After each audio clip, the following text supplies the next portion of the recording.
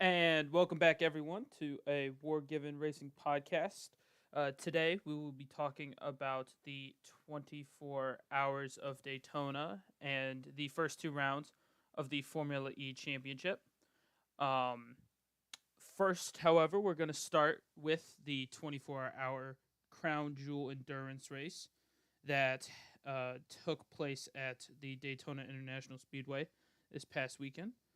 Um, I actually managed to watch most of the race when I was not at work, fortunately, although I did um, miss the ending, sadly, so I caught up on that a bit uh, during one of my breaks. And I also tried to stay up for the whole 24 hours, but I fell asleep about 3:30 a.m. Eastern Standard Time. So I unfortunately missed apparently most of the action when I did a quick rewatch of the highlights on IMSA's YouTube channel in order to see what I missed. So first off, we're just gonna hop right in here and talk about the overall winner.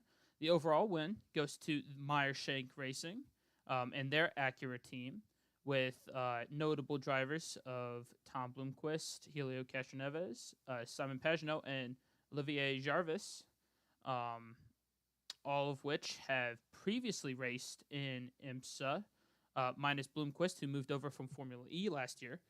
Jarvis was with the now defunct Mazda DPI team, and Pagenaud came over from the Alec Cadillac because he changed IndyCar teams, and Castroneves and Pagenaud now drive for Meyer Shank in IndyCar. This, I believe, is Shank's second 24 hours win after winning 10 years ago, actually, on the 50th edition of the 24-hour race. Um, and Castroneves is now a back-to-back winner of the race he with being part of the Wayne Taylor operation last year, who finished second this year in the race. So, notable events from the DPI categories. As you can see here, there's only 4 DPIs in the top. That's because 3 Cadillacs suffered trouble, the 48, the 01, and the 02. The 48, I believe, had some sort of rear under tray problem. I was watching when the 48, who at the time was being driven by Jimmy Johnson, pulled in the garage. Never really was fully explained what went wrong, but that caused them to go, I believe, about 20 laps down. Yeah, about 22. They finished 22 laps down. And then after I had fallen asleep, I then woke to find the 01 and the 02 both lots of laps down. I believe the 01 had multiple issues throughout the night, and that caused them to go 40 laps down, with the 02 having issues in the early stages of the morning after competing for the lead. Um, so all the cars in the DPI class actually had some sort of issue, as the 5 and 31 kept running into each other, which is probably why they finished third and fourth place instead of competing with the top two. As the Acuras mainly had a clean race, except for a few offs in the grass, and then each had a flat tire early on in the first half of the race, which fortunately didn't cost them much, as obviously they were able to come back and win. Now, obviously, the 17 cautions that happened during this race probably helped, as they didn't really have to race their way back onto the lead lap. They kind of got wave arounds and so on and so forth. And then, actually, with 2 hours left to go, the number 13 LMP3 car pulled over with a mechanical issue and gave a safety car for the 2 Acuras who had just snuck into the pit road to fill up on fuel. So they not only did they have the best strategy, they also probably had the cleanest race of them all. With the Acuras being better in fuel, and honestly more reliable than the Cadillacs, as they had several issues throughout the race. So then we go on to the LMP2 category, which was won by the 81 Dragon Speed, piloted by Devlin DeFrancesco, Patricio Ward, Colton Herta, and Eric Lux, I believe is how you pronounce his name. And so obviously anyone who follows IndyCar will recognize the first 3 names, as DeFrancesco is a IndyCar rookie this year. Award was challenging Alex Palou for the championship last year, and Colton Herta is most likely America's best driver at this moment, at least in the open wheel side of things. And so they battled back from going, I believe, 3 laps down early on in the race due to some issues. Wasn't really discussed what happened. They just had some issues, but they came back. Obviously, those cautions helped. Second place was the number 29 Jumbo car. I don't really know their team name, but they're painted nice in that Jumbo. I think it's Racing Team Nederland, actually, now that I think about it. And they've got the bright yellow and black Jumbo livery. And a notable driver from them is Rinus VeeKay, another IndyCar driver. Third place goes to the Tower Motorsport LMP2, who Dragon Speed fought with for most of the final third of the race. The 29 was able to unlap legitimately past the 81 before those final 2 cautions, and because of those was able to group back up to fight for the podium and the win. Noble drivers for the Tower Motorsports third place car rounding out the podium is Ferdinand Hasberg Lothringen, which is a descendant of the last rulers of the Austrian-Hungarian Empire, which I find funny because I love history, and so I always find it hilarious when I see a Habsburg racing a prototype car. Also, Louis Deloutrez, F2 driver, is part of their crew as well. Bad luck for the 2 PR1 Matheson Motorsports cars as they suffered mechanical issues later on in the race, with, as you can see here, the number 11 isn't even in the top 10 overall. He ended up finishing down in 42nd. They had an off at some point. And then the 52 was leading, was doing really well, and then something happened overnight where they dropped back, and they were able to actually recover back onto the lead lap for LMP2. But if you notice, so no LMP2 car broke the top 3, sadly. I was kind of hoping maybe for that outsider chance. But they were all able to finish the top 6 at least ahead of the 3 DPIs that had problems. And then we moved to the LMP3 class, which had the most amount of incidents of all the prototype classes in terms of on-track crashes or offs or etc. With the number 74, shocker, Riley Motorsports winning again despite starting last in class for the race. Now, I had picked them for the Roar Before the 24, and I'm quite pissed that I didn't stick with them for this race because they absolutely dominated. They won by over a lap. Really, they had a few times where they were fighting, but typically they were in the lead for the majority of the race. The number 36, Andretti car, who finished 4th in class, was in a good position, and then they had mechanical issues, got back onto the lead lap. Then they promptly crashed again, went 4 laps down, and finished. They still finished 4 laps down. They were fighting to maybe only be 3 down, but obviously that is no consolation for not being able to compete for at least a podium. Then we get down to the 19th overall finisher, which is the number 9 Pfaff Motorsports Porsche, which I called. I'm so happy that I at least got one of these right.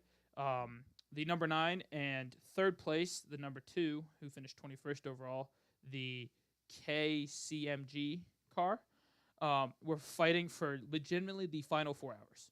The Ferrari was always on the lead lap, that finished 2nd in the class, but never quite was close unless it was right after a caution. The 2 Porsches were battling together. It looked like a NASCAR race. There was bumping, banging, trying to knock them out of the way, pushing into the grass, and it all accumulated into a dramatic finish where going into the Le Mans chicane on the backstretch on the final lap of the race, the 2 collided, and the number 9 was able to keep it on track better and powered through to take 1st place and to win the GT Pro category. Now, the number 2, because of the half spin that happened due to the contact, fell back to 3rd place, but still managed to stay ahead of the 14 Lexus Vassar Sullivan GTD Pro car. Solid finish for the 15 Proton USA car, also the 3rd WeatherTech entry. Notable shout out to Austin Cindric, NASCAR Cup rookie, an Xfinity champion, who I think performed exceedingly well over what I saw of him through the 2 different weekends. And then we hit the first GTD AM Pro-Am car, the number 16 Wright Motorsports Porsche, who won this race. Now, they honestly were just consistent. They never got in any trouble. They just ran their race, and they did extremely well because of it. The 44 Aston Martin had a strong race. However, they went a lap down about, I'd say, 12 hours in. They were a lap down. They were fighting it back on that lead lap. They finally got up back on that lead lap. They just were never able to push for that lead, as they were typically fighting off the 32, Gilbert, Courthoff, Motorsports, Mercedes. Then we hit the 21, who kind of was really nowhere. And then the, not disappointment because it's not really their fault, but the number 70 Inception Race in McLaren had a really strong race, extremely strong, competing with the 16 Porsche through most of the day. They had contact on pit road. That was an LMP3 car literally just driving into the back of their car. No, like, nothing they can do there. They get spun. They still compete. And then with 2 hours to go, their brakes fail. And so they got to spend time changing their brakes, yada, yada, yada. One thing leads to the next. They finished 2 laps down, but a solid 5th place for their full season effort. And then the defending champs from last year, Windward Racing, finished 6th. They were competing up front, got involved in some incidents, kind of just fell back about 8 hours in. And then we hit oh boy, 2 of the cars and manufacturers that really struggled this weekend. The Corvette, the number 3 Corvette, which is the full-time Corvette in IMSA this year, never really had the setup right. I mean, they're taking a GTLM car from last year that was dominant. Now, granted, there was only 3 full-time cars in that category, but absolutely dominant. And the transition into GTD, IMSA obviously trying to make sure it's fair to the other categories, to the other manufacturers that didn't have a GTLM car last year, heavily BOP'd them. Yeah, kind of. I mean, they finished in the top 10 of their class, which honestly, you might not have said that after watching the Roar or looking at the timings. And then it's followed by one of the Rahal, Letterman, Lanigan BMWs. Another case of they kind of got BOP'd screwed because it's the M4's debut. IMSA citing on caution. There's just nothing. I mean, props again to them finishing the race, finishing in the top half overall.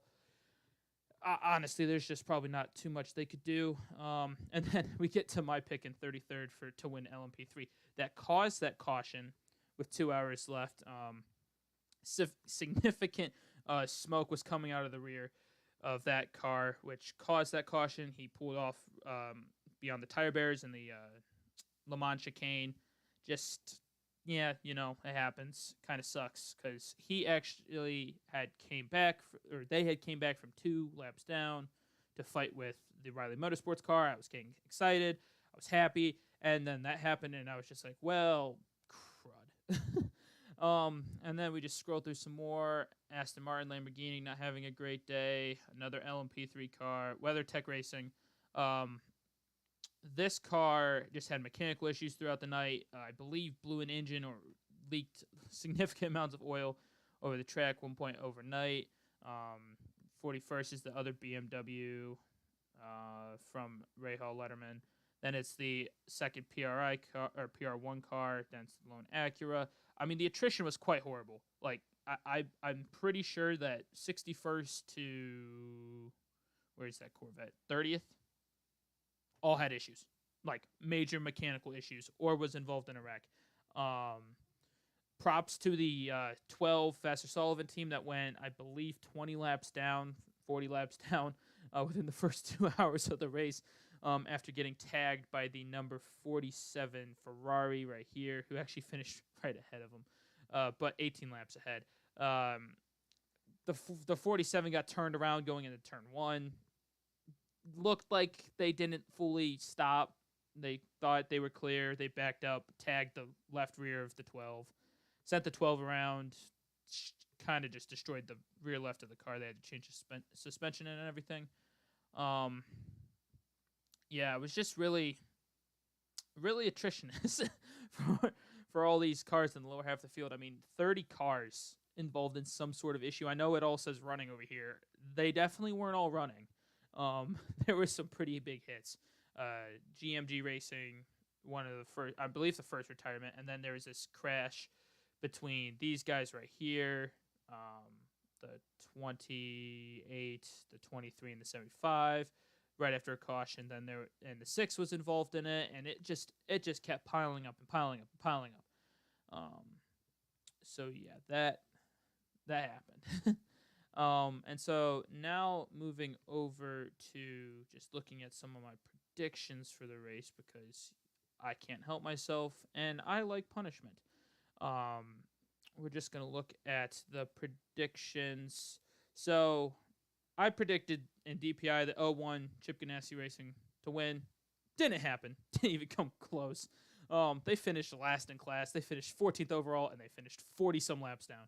I believe overnight they had an engine issue. Sebastian Bourdais brought it in. They fixed it. They got back out there.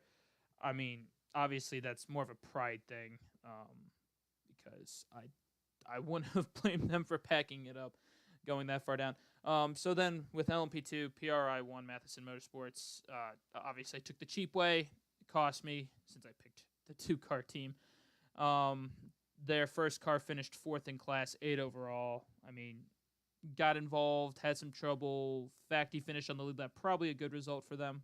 The other car, incidents, crashes, so on and so forth.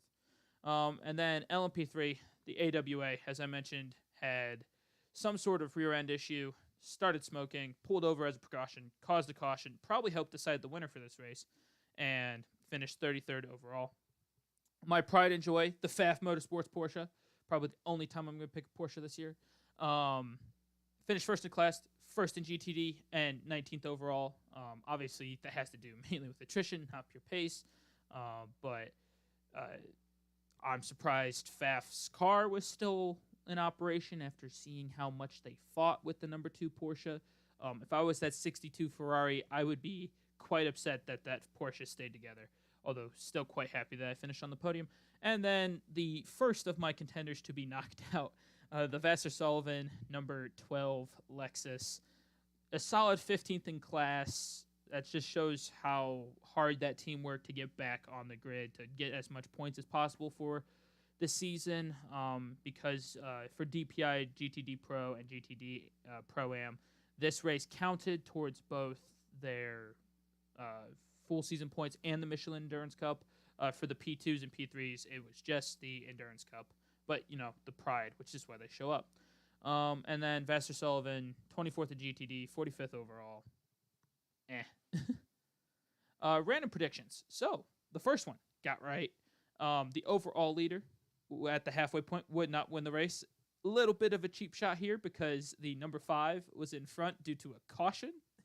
But at the same time, when that clock said 12:00 left in that race, the number 5 was in the lead, and the number 5 did not win. Number 5 finished 3rd, was the highest Cadillac. Also, I was surprised that they finished because them and the 31 thought that they were racing for the lead when they should have been chasing the 2 Acuras down.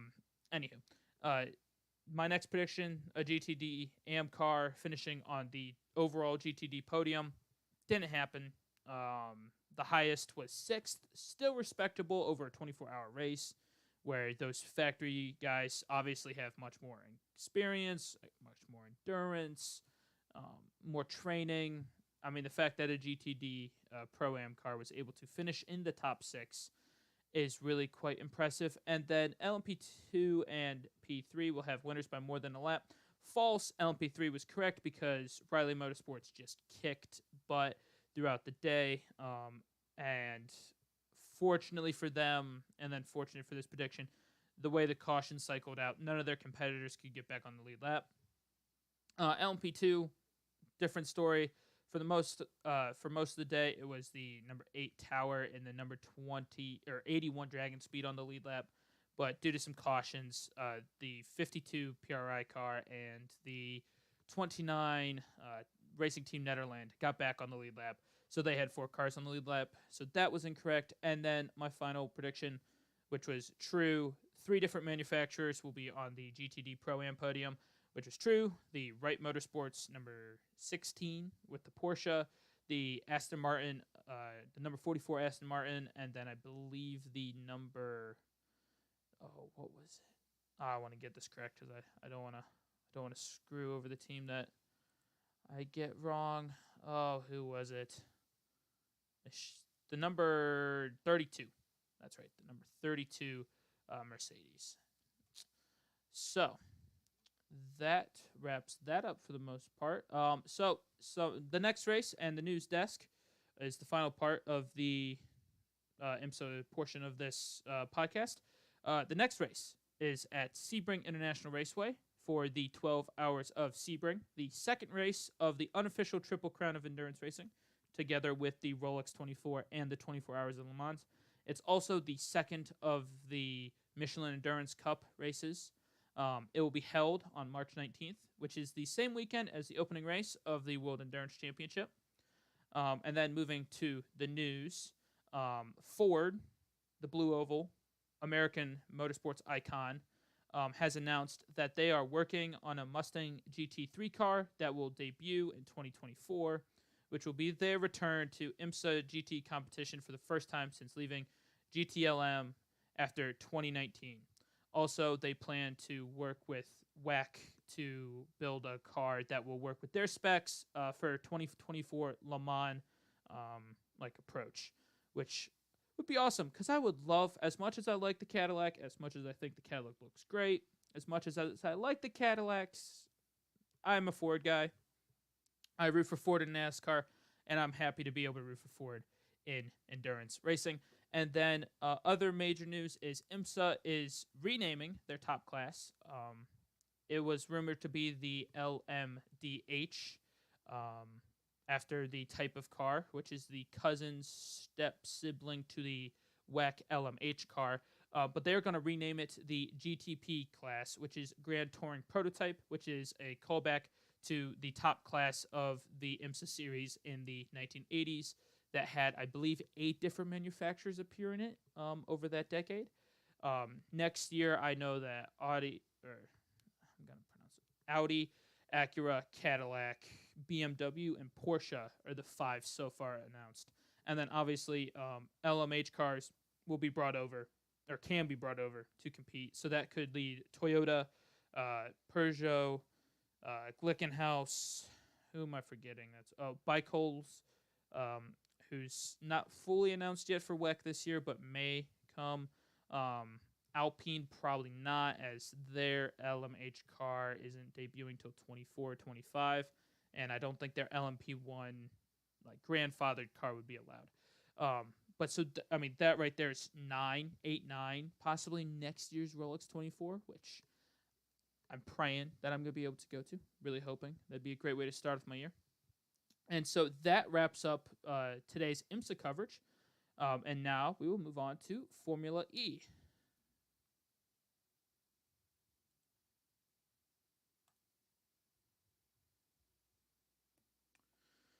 So, looking at Formula E, we have round 1 and round 2 in Diriyah, which is in Saudi Arabia for the Diriyah E-Prix. So in round 1, which I was able to not watch because I don't have CBS Sports, but I was able to follow the timing on, so I watched it. Nick de Vries led home a 1-2 for the Mercedes EQ team over his teammate Stoffel Van Dorn, who started on pole. Jake Dennis with a nice charge after he dropped back initially at the start to finish in 3rd place. Sam Bird, a solid 4th place. Lucas deGrassi making up 3 spots to finish 5th. Eduardo Montera joining his teammate in the points, up 6 spots from 12th. Nick Cassidy down a spot, but a solid result for the Envision car. Diastachita of John Eric Verne moves up to 8th place from 13th. Oliver Askew on his debut for Andretti moves up from 17th to 9th to score points, with Mitch Evans rounding out the points in the Jaguar up from 14th. Looking at the bottom half of the grid, Pascal Wehrlein for the Porsche team started strong, or didn't start strong, recovered, and then got passed towards the end of the race. So he finishes 1st outside the points. Max Gunther for Nissan dropped 3 spots back into 12th. The number 36, Andre Lauderer, Porsche car dropped heavily from 4th to 13th. That isn't a result of his pace. That's a result of him and I believe it was Dennis deciding to play bumper cars into the chicane on the start stretch, which isn't the finish stretch because of how this track works. The start line is not where the finish line is. So the chicane right after the start of the race, they collided several times, causing him to drop like a rock all the way down from 3rd to 12th or 13th. Alexander Sims, an day for the Mahindra team. Sergio Seta Camara, a day for Dragon. Robin Frines, a bad day as he was partially responsible for running Oliver Rowland into the wall, which caused Rowland to DNF and Frines to get a penalty, causing him to drop back into 16th. Sebastian Buemi, starting 21st, recovered to 17th, but an day. And then we come to the back markers.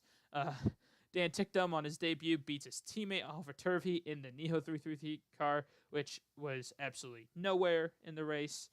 As you can see, 49 seconds off. And then poor Antonio Giovinazzi just can't catch a break. A minute 16 behind De Vries, was about to be lapped when the race ended. Just not a great debut. But, you know, Formula 1, Formula E, very different cars despite both having Formula in the name. Hopefully he catches on, but he's in a Dragon Penske, so probably not. And then Rowland, as I mentioned, collided with Frines, causing him to retire about halfway through the race. And then Antonio Felix da Costa didn't even make it through turns 1, 2, and 3, where before he had to retire with suspension damage. So if we move on to round number 2, which happened the next day, I was unfortunately able to watch this race in any way, shape, or form. So I kind of just followed their news on Twitter while I was at work, with Venturi 1-3, with Robin Frines recovering from a disappointing Friday to a second place finish. Eduardo Montera wins for Rocket Venturi, so he gains the 25 points. Frines with 18, Degrassi with 15. Lauderer recovers and finishes where he should have yesterday in 4th place, or my bad, Friday in 4th place, earning 12 points, followed by Jake Dennis, who those two, this is going to be an interesting midfield battle between these two guys. As Dennis gets 10 points, Jean-Eric Verne, another solid day with 8 points. Stoffel Van Dorn, up 5 spots from 12th, which is very impressive, with 7 points because of the fastest lap. Oliver Rowland, up 2 spots, gains Mahindra's first points of the season. Pascal Wehrlein, up 2 spots to 9th. Nick De Vries, again, on pole, finishes 10th, so he finishes with 4 points for this race. Again, with the bumper cars. These drivers, I respect them a lot because they're driving a car that's very difficult to drive. It slides all over the place. You have to recharge, you have to push, you have to take a separate line to get extra power. It is complicated, and you can tell that not having pit stops, not having traditional fuel refueling really affects how the cars handle and how the drivers have to push and whatnot, which is why it's so close. I mean, look at the top 7 for 3.5 seconds. However, these drivers, because they're so desperate to keep that position, they act like there's just bumper cars constantly. They're constantly bumping. But at the same time, you know, these cars are made to do that to an extent, and De Vries just went over it when he was battling with, who was it? I think it was this front group here. So, yeah. And then we move on to the back. Oliver Askew, another solid day. I mean, finishing P9 and P11 in his first weekend on a street circuit while he has to recharge a battery in his car. Respectable. Antonio Felix da Costa, just a horrible weekend. He'll obviously look to put that behind him going on to the next race. Then you have the 2 Nissan cars of Buemi and Gunther moving up 2 spots, staying in the same spot, not really being anywhere. Only 4 seconds outside of points, so not too far, but still not the day you would want. Sam Bird and Nick Cassidy with good recovery drives, up to 15th and 16th from second to last and last. And then Sergio Seta Camara winning the back marker Grand Prix again with the highest finish of the Dragon and Neo cars, with Turvey and Tickdom switching today. and Giovinazzi finishing 20th again. I did not see why Mitch Evans struggled so much, but he dropped from 16th to 21st. Jaguar not having a very good second race. And then Alexander Sims hitting the wall, breaking his car. Yeah, a bad day for him. So he leaves this weekend with no points as well. So we are going to now look at the standings. So taking a quick look at the driver standings for the first weekend of Formula E racing, Eduardo Martera leads with 33 points, 4 points clear of Nick DeVries, followed by Stoffel Van Dorn in third. Jake Dennis, an impressive fourth with 25 points, followed by Lucas deGrassi, who's tied on points, but Dennis earned the P3 sooner, meaning he has the tiebreaker. Robin Frines, recovering from a poor race one with that collision to a second place finish, puts him in sixth place with Andre Lauder. I'm going to get that wrong. Having the better second finish, meaning he's ahead of Sam Bird, as his first race finish was higher than Bird's second race finish. Although we have 3 drivers tied on 12 points. Nick Cassidy with the 7 points in the first round makes him rounding out the top 10. Roland in 11th with 4. Wehrlein in 12th with 2. Askew 13th with 2. Mitch Evans with 1 point. And then we have 7 drivers, I believe. I'm going to look like an idiot. Yep. 8 drivers. I'm an idiot. 8 drivers that have not scored a point throughout the first weekend. And now we move on to the team's championship, which has Rocket Venturi Racing with 58 points, 1 point ahead of the Mercedes EQ Formula E team. They are both powered by Mercedes engines, electric engines, powertrains. There we go with powertrains. And then you have the BMW powertrained Andretti Formula E team in third place, although they are 31 points back of first. Then Envision in the Audi, then the Porsche, Jaguar, DS Techeetah, Mahindra, and Nissan, Penske, Dragon Penske, and Neo, all 5th through 11th. So it's kind of funny because 3 of the top 4 teams are customer teams. And then Mercedes, who's leaving the sport after this year. So the fact that the factory Porsche, Jaguar, and Techeetah team, all which should be competing up front, weren't there at all, is shocking. But who knows? Maybe they're saving everything for next year, and we'll see a complete. Who knows? But regardless, so that wraps up that part of it. Now we're going to take a look at my predictions, which if you thought my IMSA predictions were good, oh good God, these were horrible. All right, so race winner in race 1, Stoffel Van Dorn. He finished second. Nick DeVries won that race. There'd be 3 teams on the podium. As the Mercedes had a 1-2. And then no safety cars deployed, which I was very, very close to having because DaCosta didn't need a safety car. He just pulled into the pits, and then the Mahindra crashed, and that got ruined. So I went 0 for 3 in race 1, and race 2, I went 0 for worse. As Sam Bird had a rough second race. Jaguar didn't even score points in the second race. And then there was only a single retirement in race 2. So, yeah, just quite a bad weekend for me predicting things on the Formula E side. But as we move on to the next race and news desk slide, the next race is at the Autodromo Hermanos Rodriguez in Mexico City for the Mexico City E-Prix. They run a different layout of the Formula 1 track at the same location. I have not watched a race at Mexico City, although from what I remember, the stadium section in Formula E is actually a competent track portion, unlike in Formula 1, where the cars look like slugs going around the corners. And then there's only one race that weekend, and it is on February 12th, so we will obviously cover that with a little preview before that race. Maserati, moving on to the news, Maserati has announced that it will be on the grid for the 2023 season, for the first season of the new Gen 3 car with Formula E. This is important as it is a manufacturer replacing the departing manufacturer of Mercedes, which is stabilizing it just a little bit in terms of how many manufacturers are in the series.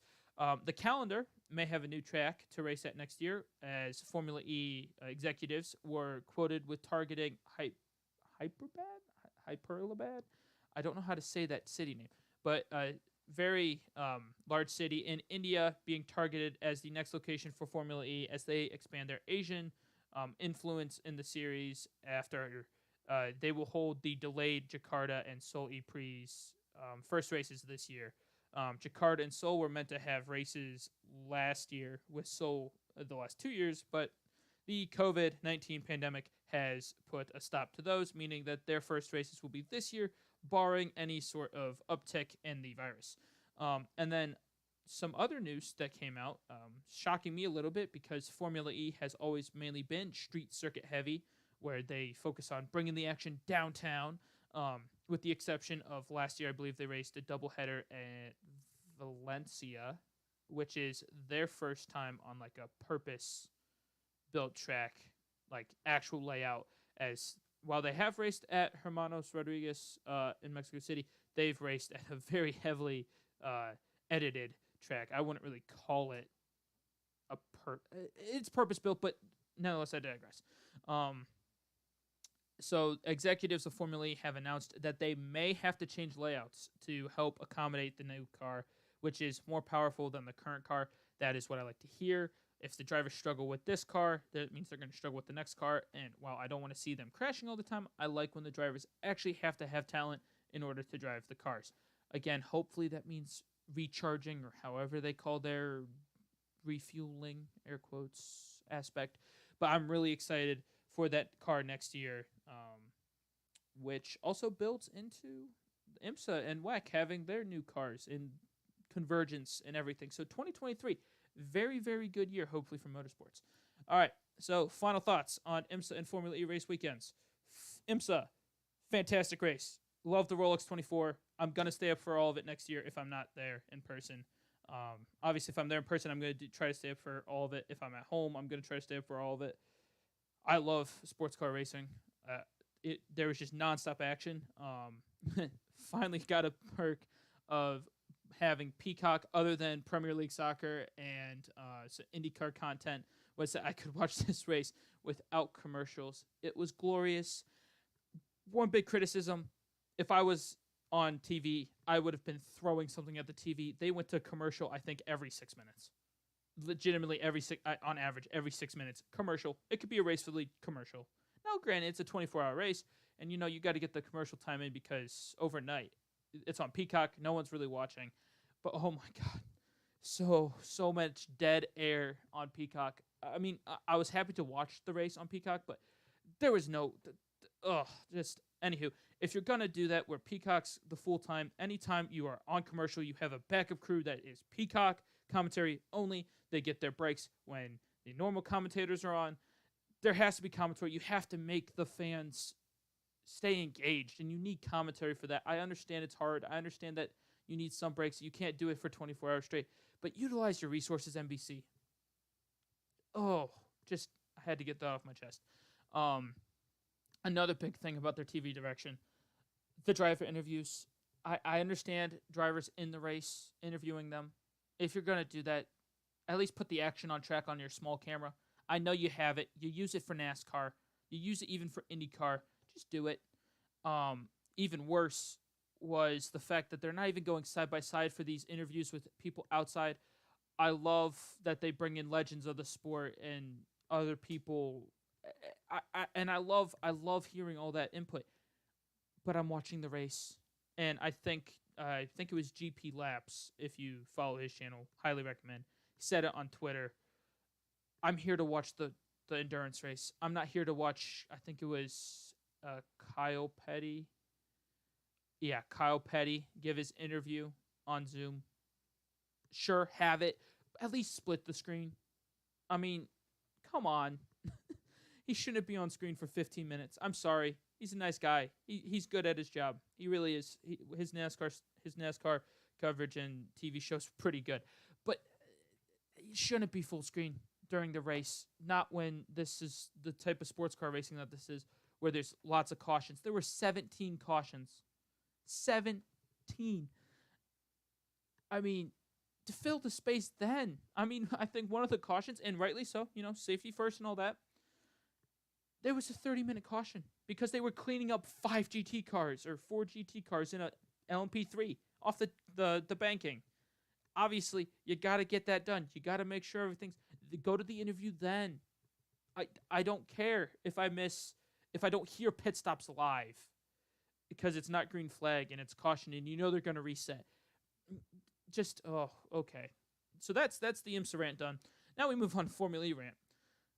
I mean, their broadcast crew is so good. I love listening to them talk. However, you can't watch the race. If you're in the United States, you have to have CBS Sports, which I can guarantee you no one does, because you know what they have? They have Paramount Plus, or they have a cable package that provides them with NFL or whatever is on CBS. If you're going to do motor racing CBS, you have to have it accessible. You did it with SRX, which was fantastic. You had them on main CBS. I wasn't expecting that. I was happy about that. But you have all your other sports on Paramount Plus. So why isn't Formula E on Paramount Plus? You want to expose the brand Formula One or Formula E. If you want exposure, you have to make it accessible. And I understand the United States, probably not the market you're looking at for Formula E. Even though you have Andretti, like you have something F1 doesn't. You have the Andretti name. You have to use that. Use the Andretti name. There should probably be a second race in America. I mean, they have the doubleheader in Brooklyn, but put it on the West Coast. See if you could get Long Beach to host a race. You're all about street tracks, street courses. Go there. I mean, go back to the heyday where you had a Formula car. Now, granted, it's not Formula One. It's never going to be Formula One. But put the Formula car on Long Beach. Just do it. I mean, come on. Expose it. Use the fact that you have, and you have Penske. You have Roger Penske's son as the owner of one of your teams. Now, granted, his team's back marker, and I kind of feel bad that they are because they're smaller and they have to develop their own powertrain, and that kind of sucks. But at the same time, use the name. You have some very big names that Formula One does not have in their sport right now. Formula One's American team is Haas, and they aren't the American team right now. They are a Russian-sponsored heavily team, which, leaving all that out, who cares? You know, they've got to do what they've got to do. But you have an opportunity here. I mean, you have Andretti and Penske. That should at least get you two different locations in the U.S. I know they're going to Canada this year. That's great. I'm so happy someone's racing in Vancouver because I want IndyCar to go back there. But, God, you're wasting an opportunity. Okay. With that being that, I'm just looking forward to some other stuff I'll be doing this week. Tomorrow should be race number 4 of the 2021 Fast Car season. Sorry about the delay with that. School has been busier than I expected. So getting used to in the flow of things there. Haven't really had time to make sure I have a quality, not rushed production. Well, by my standards, that is. And then coming Thursday, most likely Friday, though, is my NASCAR in-depth. We're hitting everybody, so that's the trucks, the Xfinity, the Cup. We're hitting all of it. We're predicting the playoffs. We'll save the rant about them for a separate video. And then at the start of that, I will cover SRX, which, to those who are not aware, Tony Stewart, NASCAR Cup champion, and Ray Everham, NASCAR crew chief champion crew chief. This is a series that run on short tracks throughout the Midwest, South, and Northeast. Just announced their schedule, so I'll break that down. Just in a quick spiel on them. They're actually racing in my home state, so I'm hoping to go to that this year. But yeah, that pretty much wraps it up. Thank you for anyone who watches. Again, I will be back with NASCAR preview for all 3 of their top 3 national series on Friday, most likely. If you liked today's podcast, disagree, agree, comment on any thoughts, put that in the comment section. Let me see what you guys are thinking. If you agree, disagree, hot takes, your reaction. If you watch the 24-hour race, if you watch Formula E, thoughts on them, and honestly, really just anything racing. If we hit 10 likes on this video, I will do a NASCAR rant video where you can listen to me scream about what I think is wrong with NASCAR, which will be probably cathartic and painful for me as race by race, NASCAR is my favorite. So that will probably hurt just a little bit. Probably have some fantastic moments. So yeah, 10 likes, and I will do that sometime in the next 2 weeks before the Daytona 500 kicks off in just over 2 weeks with the Clash, the exhibition preseason race for NASCAR being this weekend. Again, more to come in the Friday NASCAR preview video. But yeah, thank you again for all those watching, and I hope that everyone has a great day. Like, comment, subscribe, and I will see you next time.